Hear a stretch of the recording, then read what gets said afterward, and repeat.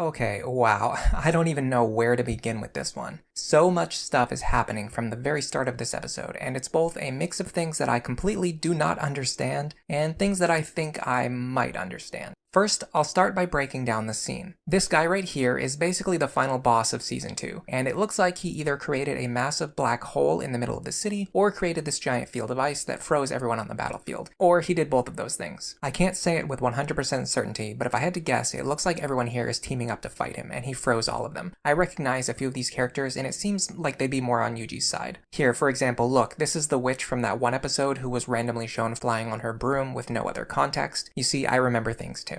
By the way, I am watching Jujutsu Kaisen in a completely random order, so if you're wondering why I'm so confused and why I'm explaining the story in such a weird way, that's the main reason. I genuinely understand a very small amount of what's going on right now, but with that being said, on the topic of recognizing characters, okay, so the final boss guy, it almost definitely looks like this is Geto-sama, right? Because first of all, they do look extremely similar, obviously. And although some time has passed, I remember seeing him as a younger character at the start of Season 2, and I don't think I would mistake him for somebody else. Secondly, when people were originally talking about Geto-sama before I actually saw him in an episode, it always seemed like his followers and the people who were talking about him, like he was a villain and like his followers were also villains. So if he does actually end up being the final boss, it makes a lot of sense to me. Now, I don't fully understand his motives yet, but he's explaining them right now. By the way, this might be the first episode I've ever seen that went right into the opening theme without showing any kind of recap or stinger before the opening. I can't remember that ever happening before, and it kind of breaks up the flow of how I usually write my scripts, but whatever. I just had to buy myself a little bit of time so I can try to understand what he's talking about. And no, I still don't understand it.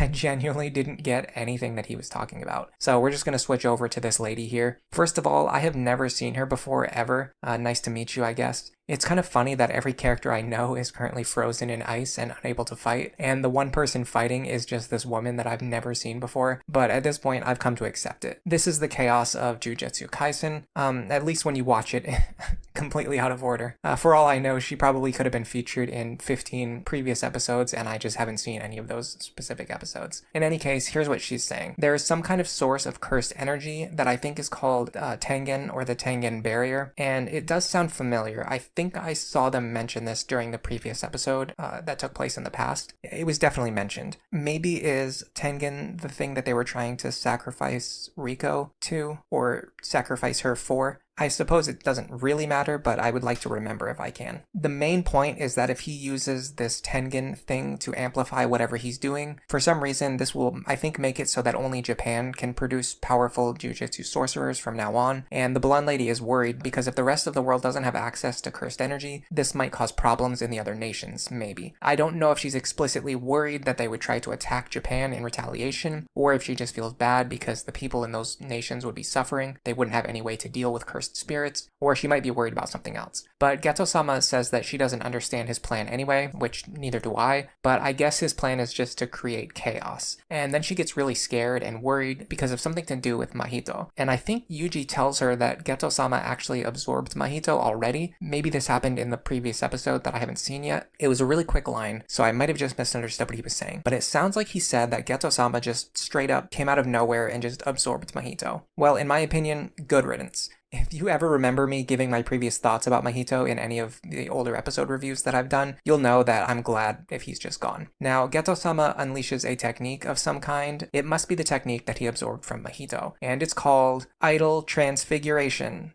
Okay, that's probably not what it does. We should be safe for now. The blonde woman also thinks that this barrier might be a manifestation of Tengen, so clearly this Tengen character or thing is important in a way that I can't fully understand, but there are two things that I do understand. First of all, apparently when Itadori has been fighting against Mahito all of this time, it's actually been causing Mahito's power to mature and grow stronger, and for him to get more control over his power. Geto-sama is pretty happy about this, because it ultimately leads to him being able to absorb an even stronger version of Mahito. Yeah, go figure. Secondly, and I'm not sure if it's because of anything that he specifically said, or if my brain just clicked like 5 minutes later, but I realized that what Geto-sama actually wants is to try and cause humans to evolve new types of powers and abilities. Instead of relying on cursed energy and sorcery, he wants to create a chaotic new type of power that will force humans to evolve new techniques, which we have never seen before. Now, he says that he used the idol Transfiguration on 2 people already, and now that he's casting it for real, the effects of the spell will finally hit those 2 targets. It's like a delayed cast or something along those lines. I feel like the viewers recommended me this episode at the perfect time, because I understood almost every single reference that Geto-sama made. One of the people he cast the spell on was actually Sumigi, which is Megami's sister, who I just learned about recently, and they even show a scene where she wakes up with a cursed seal on her forehead. Now, that is a long-term payoff for most viewers, and an extremely fast payoff for me. I basically just learned about her being in a coma, and she's already awake. Aside from this, he goes on an Aizen, just as planned style rant about how everything that's happened in the series so far was all according to his direction, like having Itadori eat the cursed finger in episode 1, and I think he even took credit for somehow Itadori having the durability to survive the process of absorbing Sukuna's power. He did something to Junpei in order to make his powers work. Sure, why not? He can just do all of that off screen. All this time, he's been preparing to create a world with a bunch of superpowered beings for one reason: to collect them all and have them battle each other in order to level up and become stronger. Hey, wait a second. And he wants them to evolve? This is just the plot of Pokemon. Except if you're a Pokemon trainer and you do this, it's considered okay. But when Geto-sama does it, everybody acts like he's the villain. The blonde lady says that she doubts people are going to start fighting each other just because he wants them to do it, so I guess now we need to see what will happen in this new world that he's created. I mean, the spell has already been cast, so it doesn't seem like there's any going back. This is how things are going to be from now on. But at least Megami will get to see his sister again, so that's nice. I'm sure that will be a happy reunion without any tragedy at all. Okay.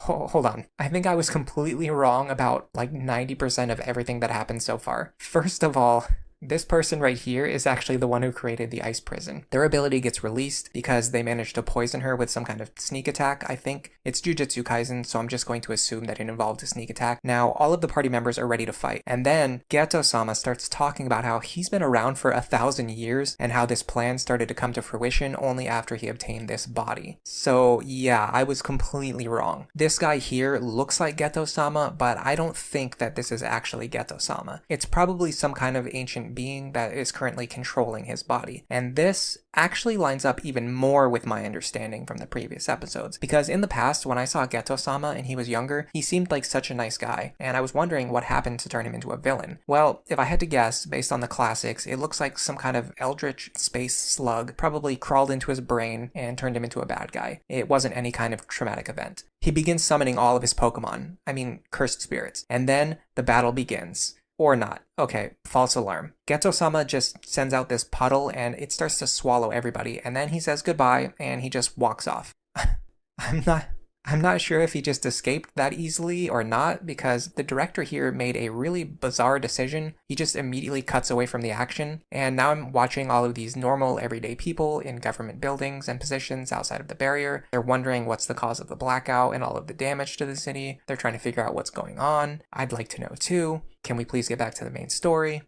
Well, the short explanation of this scene is that 10 million cursed spirits have been unleashed on Japan, and this black hole keeps expanding, while the nation continues to collapse. From this point on, it's going to be complete chaos, and nobody knows what to do. I think I more or less got it correct. In the time it takes for this conversation to happen, the black hole expands and swallows all of Tokyo. I recognize this part of the map from when I've played Nobunaga's Ambition in the past. Then we switch to a scene of this girl eating food by herself in an abandoned convenience store. A cursed spirit outside is trying to lure her out, and it does eventually work. But waiting outside is a giant monster that tries to eat her. But at the last possible moment, a cool guy with a sword steps on the monster and kills it. This, however, illustrates a point that I've talked about in previous episodes about how horror themes and directing really stop working as effectively when you have powerful characters in a story. I wasn't really scared of the monster. I wasn't worried about what was going to happen to this girl. I was basically just waiting to see which of the strong sorcerers were going to show up and save her. And then, just as I expected, it happened. My brain has already adjusted to the tone of the story, and I can no longer be scared. I do believe this is my first time meeting this character though, so that's something cool. While his back is turned, the monster tries to attack him, but then it gets blown away by an attack we don't get to see. Then I'm a little bit confused here, but I think the blonde lady is the one who attacked the monster, and she's talking to the guy from like somewhere really far away. She starts telling him that she's not actually a good person, but since her goal is to kill all of the cursed spirits, she's aligned with the good guys for now. I'm gonna be honest, I have no idea if we already time skipped past the battle with Geto-sama, if it's still going on, if it happened in the past, if we're seeing flashbacks right now that happened before the battle. I have no idea. This scene did make the guy seem a little bit weak though, because of the fact that he just turned his back and stopped paying attention to a monster that was still alive. If the blonde lady wasn't here, he easily could have just gotten himself and the little girl killed from his own arrogance and stupidity. Well, I guess all I can do right now is just keep watching the show and hope to figure things out before the end of this episode. It looks like the guy's name is Okkotsu, and he is actually here to kill Itadori, so he's not exactly a good guy either. Or, honestly, maybe he is, because at this point, Yuji might actually be the villain of this story, or at the very least, Sukuna is. I have no idea. You know what? I'm just gonna say it. Let's conclude. I have no idea about what's going on, so let's stop trying to speculate. I thought that I did. I thought I was starting to understand it, but it's clear the more episodes I watch that I'm getting more and more confused. There's a handy text summary that comes up, however, which reveals some important information for me. Number 1, that guy was Geto-sama, he did escape, and he succeeded at his plan. Number 2, apparently Gojo was actually his accomplice, although I don't think I got to see that. They mentioned another character who I didn't recognize, so I'm not sure I can fully understand that. And then number 4, they're sending Okkotsu to go and kill Itadori, which I was just told. Okay, so if I'm understanding the tone of the story correctly, it seems like this is going to be some kind of rogue protagonist plotline moving forward. Basically, the institution that they've been a part of until now, the Jujutsu Academy, has either turned evil, been corrupted, or they were evil all along, and now the main character is considered a criminal, and the establishment is going to be trying to capture them or kill them. You see this plot in other works, it's not too uncommon. I guess I let myself get a little bit too hyped about the battle, because I thought there was going to be a huge fight against Geto-sama in this episode, but it looks like he just summoned all of those shadows or summoned that puddle and then walked away, and nobody was able to stop him. It all happened off screen. But man, I think I'm really bad at reading the scenes, because I seriously thought everyone was standing up to fight him. It would have been cool to see, but anyway, let's move on to the next. The final scene of the episode has Yuji walking across a bridge. He shines a flashlight directly in my face. Hey, thanks a lot, you jerk. Then he performs some kind of seal before clapping his hands, and just like the show at SeaWorld,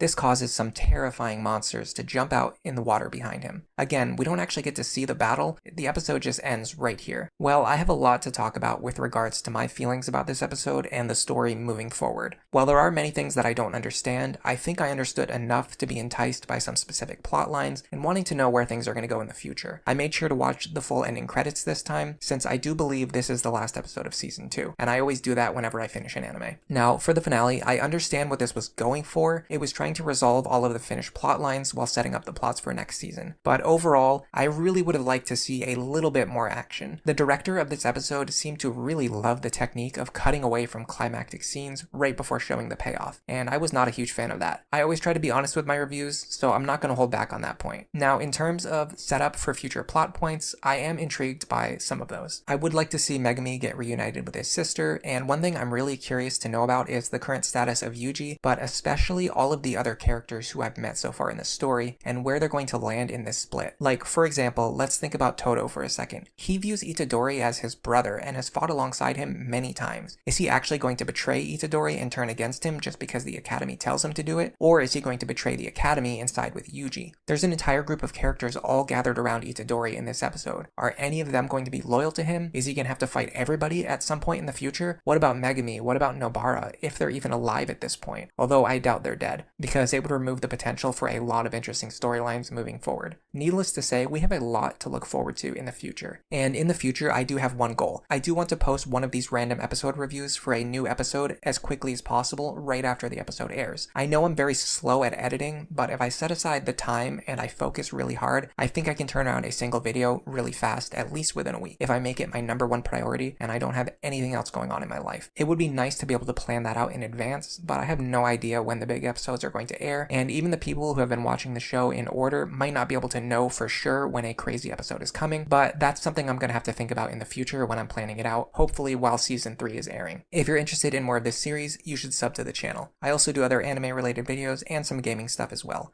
But for now, enjoy the rest of your day.